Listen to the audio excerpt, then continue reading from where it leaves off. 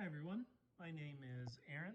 I'm a writer and researcher for comparetech.com, and today I'm going to hijack a Bluetooth speaker. I'm going to leverage the recently released knob exploit to crack link encryption, and then I'll set up a man in the middle and finally inject my own data into the music stream. So to get started, I should pull up Bluetooth here on the tablet. The tablet's going to play the role of the victim. And this SSH session is to my Raspberry Pi, which is going to play the role of the attacker. I will try not to get too shaky here while I type in this command.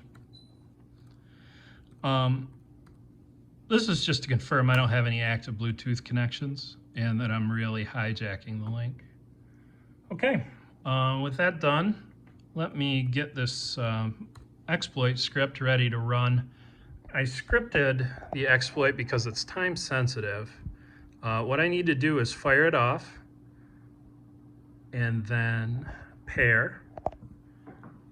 And hopefully everything goes according to plan. Okay, so before I pair, I'm gonna run the exploit. Okay, I need to capture the pairing with internal blue in order to make everything work, which I believe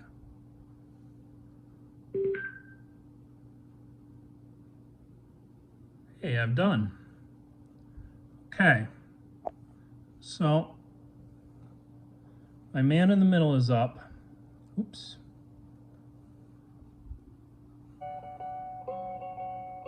But I'm not altering the traffic just yet. When I press enter, I'm gonna hijack the speaker and inject my own music.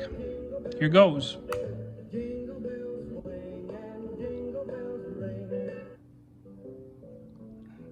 All right, and there is the knob exploit in action.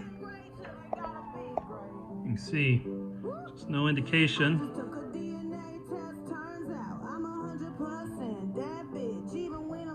All right, guys, thanks for watching. Thanks for reading. Take care and don't rely on Bluetooth for anything.